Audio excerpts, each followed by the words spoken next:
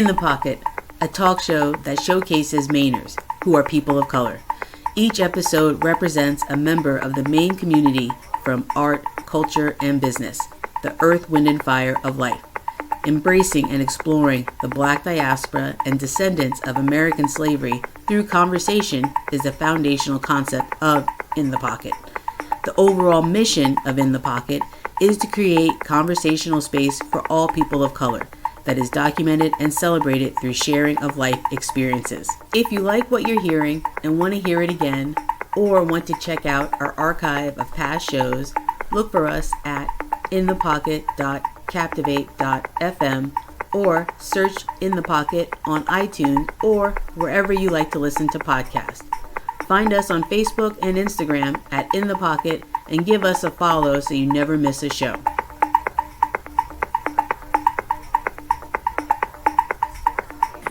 You've tuned into a special In the Pocket episode.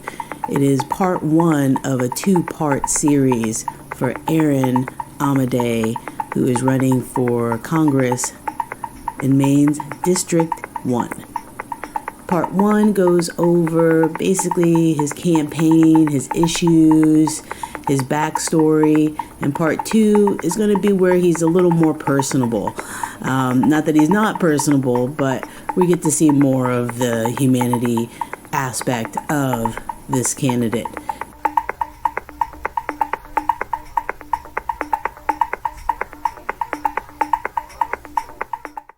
Thank you, listeners, for tuning in to In the Pocket. I'm your host, Flo Edwards, and our special guest today is Aaron Amadei. He is a politician, and he also works in the healthcare field, and he's a veteran. Please, Aaron, introduce yourself. How you doing, Flo? It is so nice to be on the show today. As you stated, my name is Aaron Amadei. I am a candidate for Maine's 1st Congressional District for the United States Congress, hoping to represent the great people of Maine. I am currently a CNA who works in the York County Public Schools to assist with COVID testing, as well as a veteran from the United States Army. It's a pleasure to be here today. Yeah, it's a pleasure to have you. So, have you run for any other political offices? I have not run for other political offices. While I've always had an interest in politics itself, I've kind of always been against career politicians. Public service is supposed to be temporary when it comes to our governmental roles. And so, this effort that I have now to run for politics isn't to launch my career in politics. It's intentionally just to fix problems that I see occurring in my community and to be a voice that I think are currently being ignored. So this is my first step going into politics, and yeah. Right. So what is the foundation of what you're running on for your constituents? Of course. So I guess what you can call my foundation is true representation of me. I feel like a lot of our current representatives have become career politicians where they've just been there for so long. That is their job, and they're going to do whatever is necessary to keep their job, as any person would treat any job. But that's not how our government's supposed to be treated. So I want to go in with the mindset that I am there just to represent the people. I'm there to address problems that are occurring in my community and to find the best solutions for them. I want to go in, make a difference, and then come back and be a normal Mainer. What are some of the problems that you would like to address? Of course. So being in Maine, our number one issue that I see us facing right now, especially here in District 1, is affordable housing options. They just don't exist. I know when you drive through Portland and even in South Portland and Westbrook right now, you're seeing so many new apartment buildings going up, and we've got some new high-rise condos going up. But they're priced very high. They're attracting a very specific clientele to move into the area, into these new luxury apartments. when there are hundreds and thousands of Mainers that have been here for their entire life or for years on end that are just part of the lower and middle class that can't find a place where they can afford to live.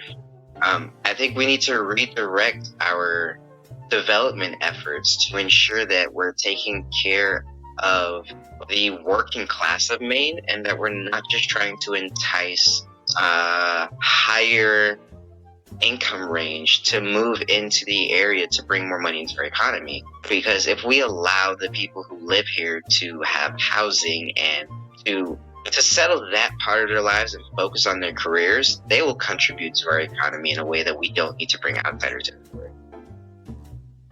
And then, of course, outside of affordable housing, if you live in Maine's first district, you can see that we have a severe substance abuse problem. And that's something that I really want to address because substance abuse ties into this very strongly. And I've gone out into the community here and actually spoken with some of the homeless population and understanding like how they ended up in the situation that they're in and what's preventing them from getting out of it. And it always seems to be a tie between substance abuse and mental health. I really want to bring a focus to addressing the mental health issues that we have, not just here in Maine, but in America as a whole. America has a big mental health crisis going on that is being ignored by the federal government. I think as everyday Americans, we're starting to finally acknowledge this as a real problem that we have, but it's not being addressed on a governmental level in an effective manner. And until it is addressed in an effective manner, it's going to lead to so many other issues. If we would put a focus into our mental health, I can see a reduction in our violent crime rate. You're going to see a reduction in your homelessness rate. You're going to see an increase in the amount of people who are employed. Because there are so many people who are unemployed simply because their mental health makes it difficult for them to manage holding a job.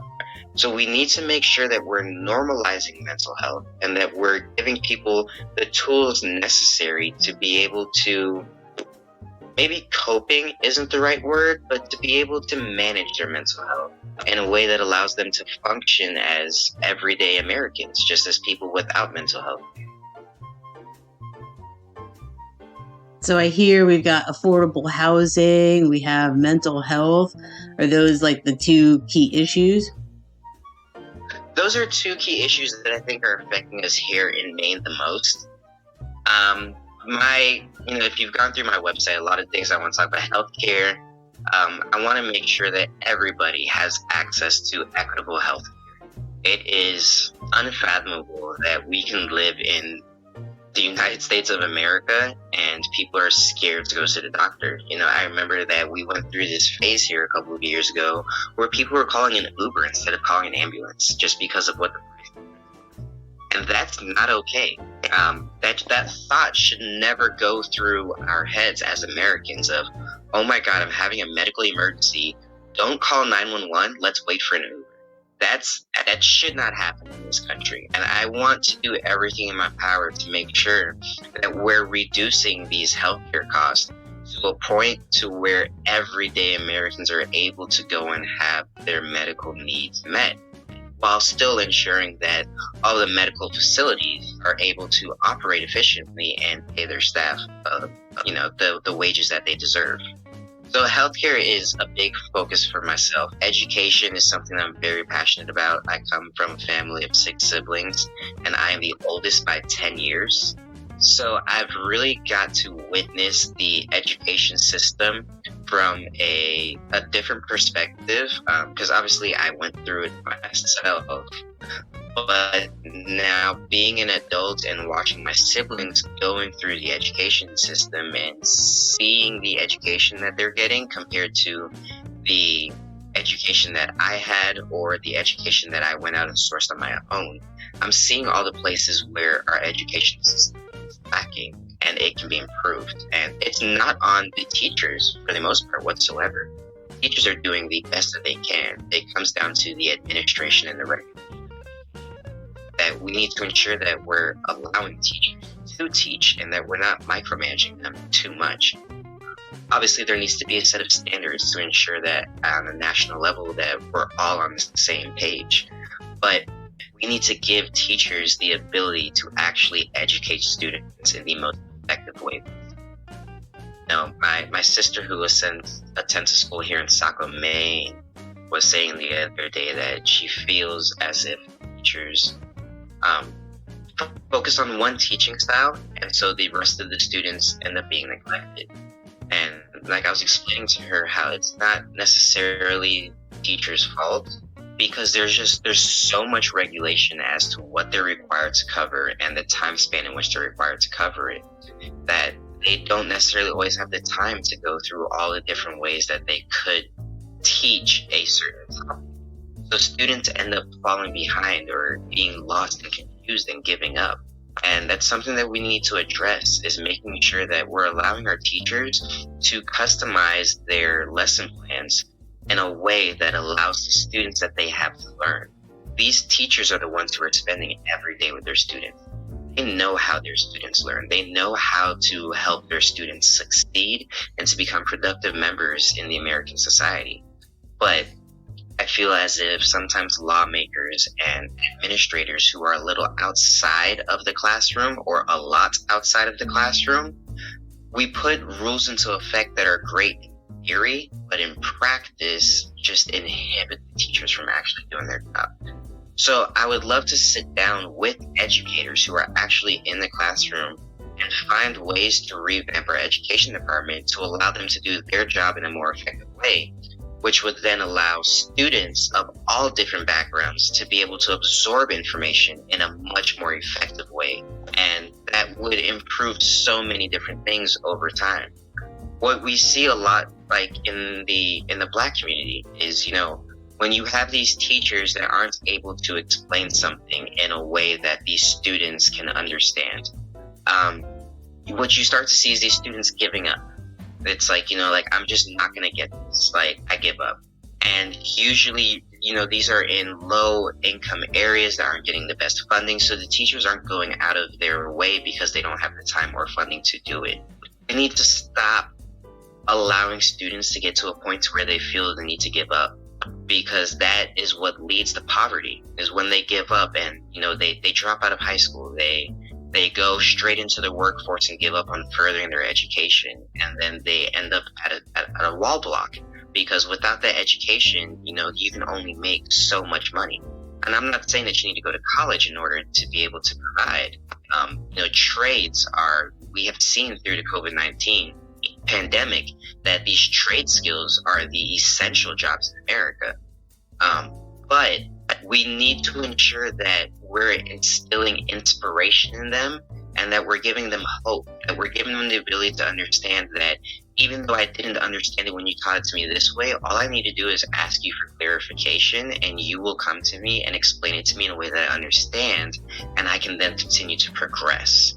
We need to instill hope in our future generations if we want them to thrive. So that is my big push when it comes to education. I obviously, as the child of an immigrant, I also have a passion for ensuring that we have a clear path to citizenship for people who are looking to become a part of the American family. America was founded on immigrants. Every single person who came to this country exploring a better life and then moved on to found the United States of America immigrated here. We have an obligation to continue that tradition. We just have an obligation to do it in a very safe manner. I can acknowledge that the world has continued to become, I don't even want to say a more dangerous place, but technology has allowed those dangers to spread more rapidly and frequently and more easily. So we do need to make sure that we are protecting American citizens from those abroad who may want to harm us. However, to think that every single person who wants to come into this country, I think, is a very negative mindset to have. My focus when it comes to immigration is very much on asylum seekers. When you're on a plane and they're explaining to you how to use all the safety equipment, they tell you to put your face mask on, your oxygen mask on, before putting it on anyone else. You have to take care of yourself before you can take care of others. I acknowledge that we have a large domestic problem at home that we need to take care of in terms of improving our child literacy rate, in terms of improving our healthcare, in terms of improving our crime rate and our criminal justice system and our economy. But when it comes to immigration, where we do need to make sure that we are still putting a focus abroad is in allowing those who are simply seeking to come here in order to flee persecution. We need to ensure that there is a clear path for them to come and to be in a safe place. That is what America is about. America is supposed to be the spread of democracy, and if we're going to spread democracy around the world, then we have to accept people who are fleeing countries that do not have democracy. So asylum is the biggest focus of my immigration policy. But overall, we need to ensure that our system is working efficiently, effectively, and affordably. I know from personal experience, I watched my mother, who when she was applying for her citizenship here, she sent her paperwork in, she paid all of the fees that were required of her, and they lost her paperwork, which you would think isn't that big of a deal. You refile it. Except when you refile it, they required her to repay for it. And we're talking about $1,000 has to be repaid because they lost paperwork. And for a lot of people who are coming to this country, $1,000 could make or break them for months. And we need to ensure that we're taking things like that into consideration. We need to make sure that the process is in a manner of which paperwork doesn't get lost. Where if someone has paid a fee for something and something was misplaced, that fee doesn't have to get paid again. We need to make sure that everything is fair and accessible in order for people to do things properly.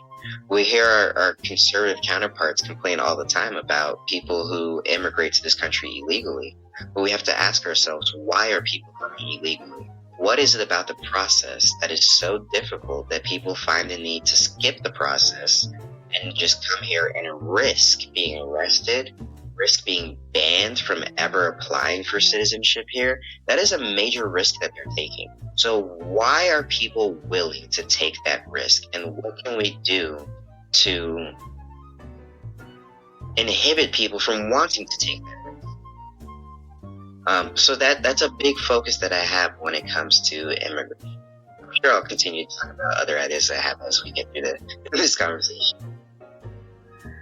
So the immigration policy that you're interested in definitely comes from a passionate standpoint and a lived experience vicariously in ways through your mother. That isn't necessarily a topic that you will be addressing for our district, for District 1, I should say. So for District 1, something that we see here a lot is, I would still be considered a new Mainer. I've been here since 2019 when I was medically retired out of the U.S. Army.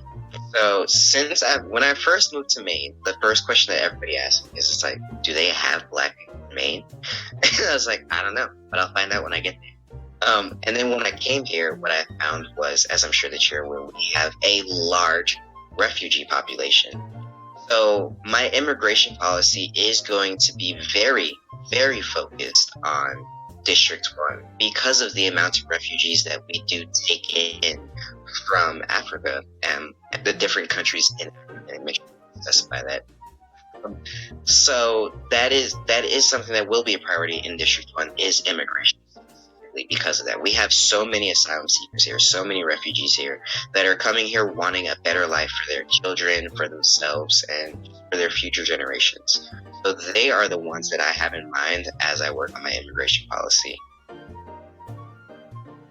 Do you think I think you only have one possible opponent?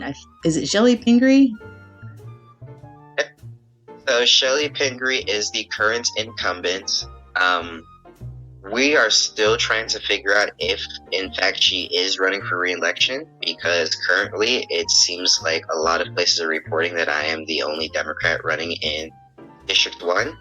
So I'm not sure if maybe she is still questioning whether or not she's running for re-election. But yeah, Shelley Pingree is the current incumbent Democrat that I will be running against in the primaries. And then for the general, we do have a Republican as well as an independent that have stated that they're running. And so what are the differences from your opponents so far that you think that you would do better or you're more suited for? All right. So I am not running against Shelley because I think that she is a bad congresswoman. I am running against Shelley simply because I believe that there are experiences that I have had that relate to those of many Mainers that she may not have had. And if she has had them, that she is at least not putting a primary focus on. Shelley grew up a farmer, and she does amazing things for our agricultural community. And that is something that I will not take away from her whatsoever. And if elected, it's something that I will make sure to continue because agriculture is huge here in Maine. But that seems to be the end of where her initiative ends. She focuses so hard on agriculture and farming.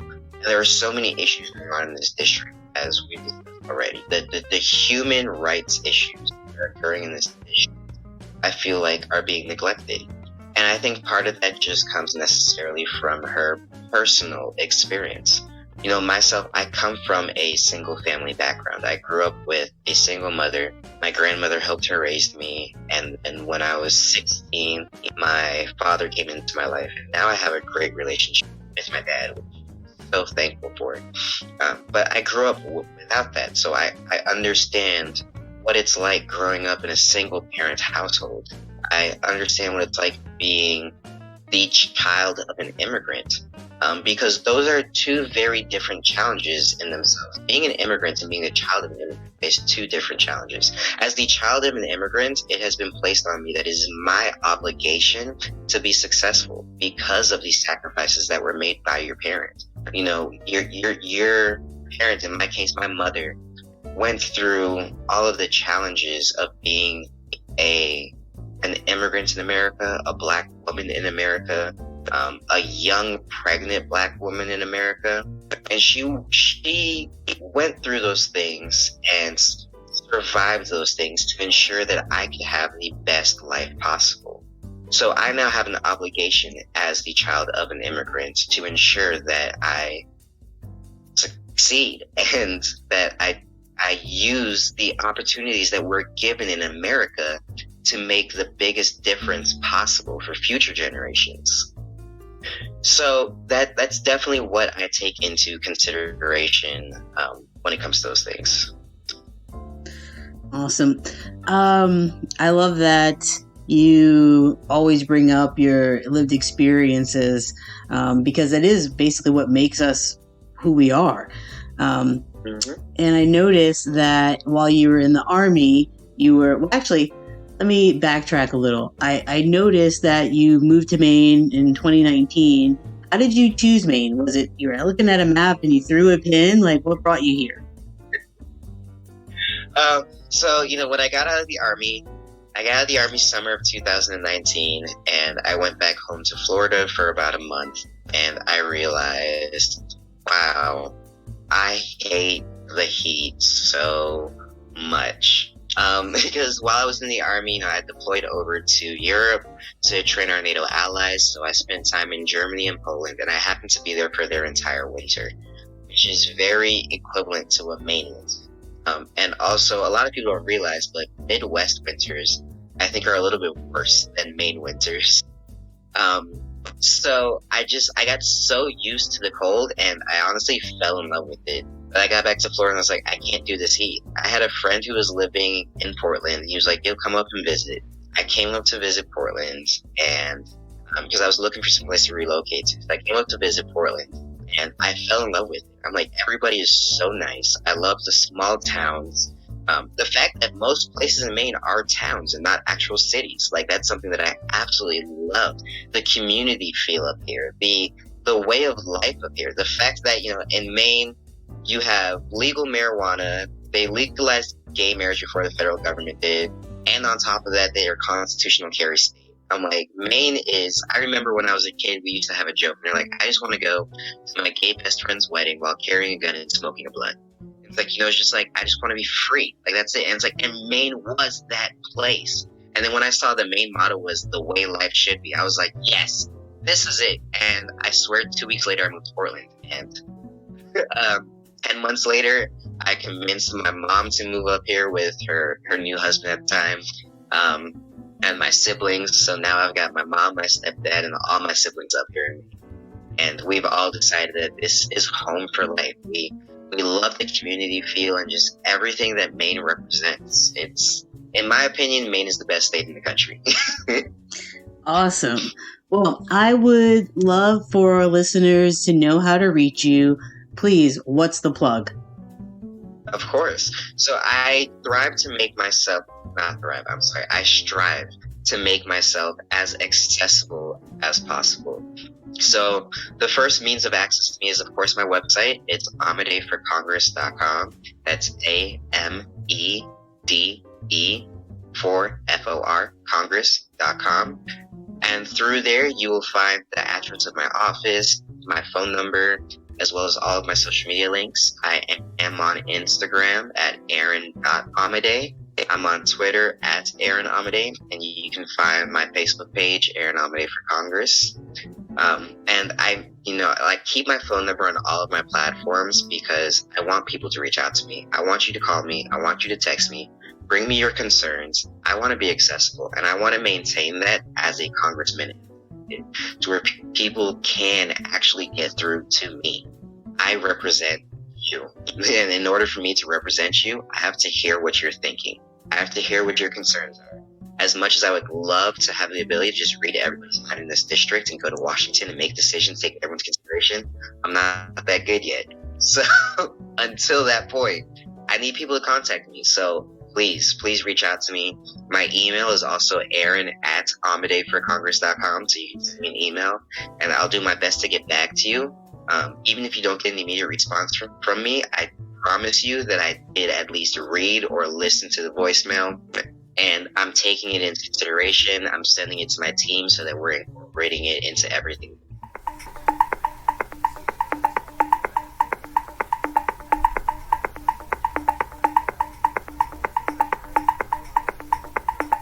If you like what you've heard and want to hear it again, or want to check out our archive of past shows, look for us at inthepocket.captivate.fm or search In the Pocket on iTunes or wherever you like to listen to podcasts.